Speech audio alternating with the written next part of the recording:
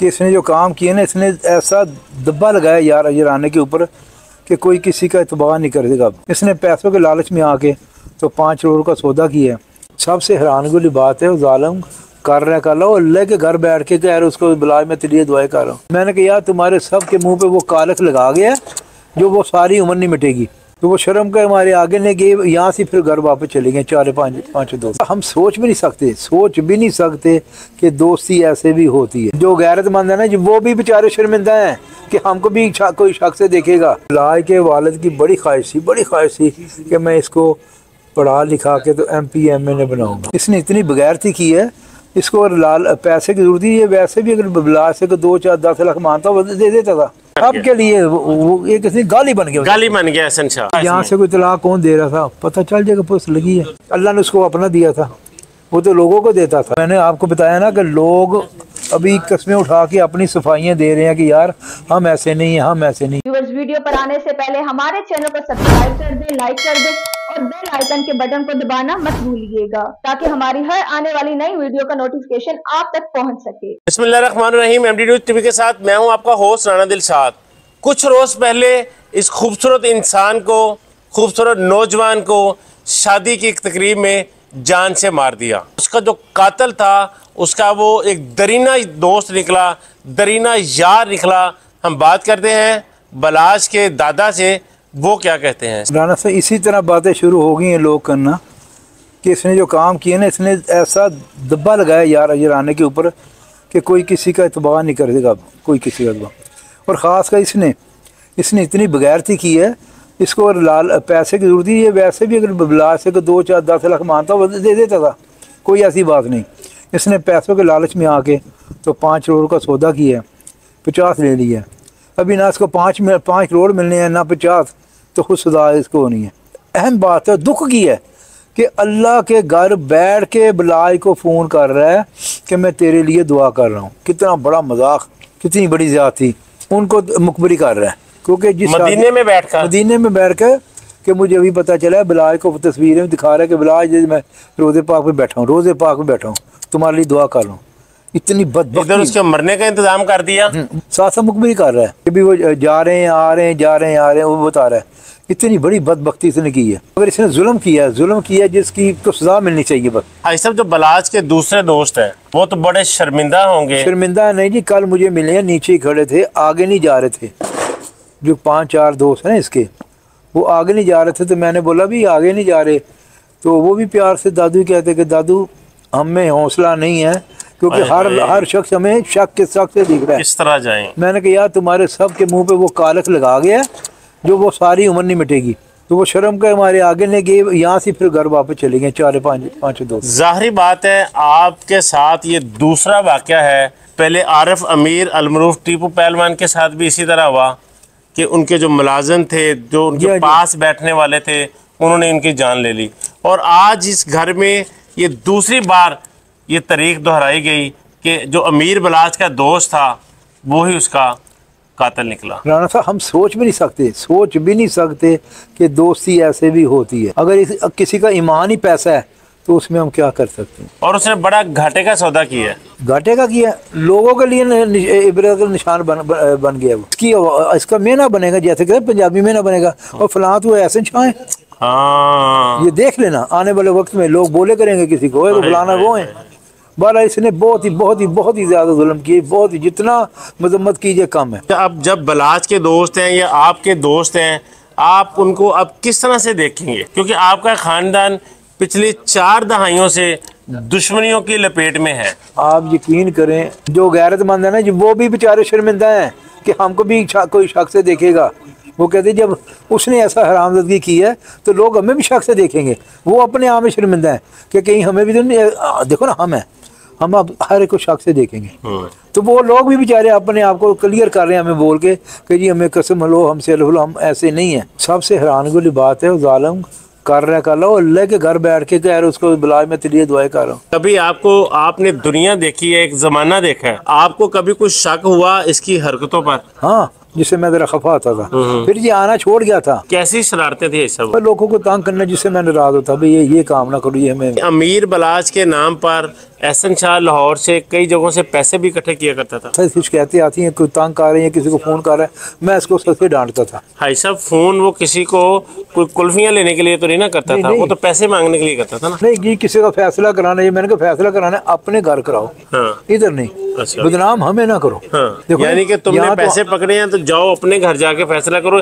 इस चीज पर आप कहते हैं इख्तलाफ था। कोई शख्स बता दे कि बलाज ने किसी से पैसा लिया हो, बलाज ने किसी को धमकी दी। नहीं, बलाज तो खर्च करने वाला था, वो तो बड़ा खूबसूरत आदमी था। ये करता तो अपनी जात पे करता। यानी कि आज आपने ये मैसेज भी दे दिया है कि अगर किसी ने बलाज के नाम पर एहसन शाह ने किसी से पैसे लिए तो वो उसने अपनी जात के लिए लिए, उसका जवाब दे वो है। यहाँ भी अल्लाह को भी हम हलफ देते हैं कि बलाज का उससे कोई वास्ता नहीं, अल्लाह ने उसको अपना दिया था, वो तो लोगों को देता था, उसने क्या करना था किसी पैसा ले। जिनके साथ एहसन शाह का मेल मिलाप है, दोस्तियां हैं, आप उनको कैसा देखते हैं? देखिए बात सीधी है, हम तो हर एक को शख्स से देख रहे हैं, हर किसी को शख्स से देखते हैं, जाहिर बात है, क्योंकि हम तो भरोसा करने वाले ना, हमारा शुरू से। और भरोसा करने के चक्कर में आप अपने 2 जवान बेटे गवा दिए। ऐसे ही जब अमीर बलाज छोटा था तो बाप चला गया, जब आरिफ अमीर साहब अभी छोटे थे तो उनका बाप चला गया, आज तीसरी पीढ़ी बलाज के भी बच्चे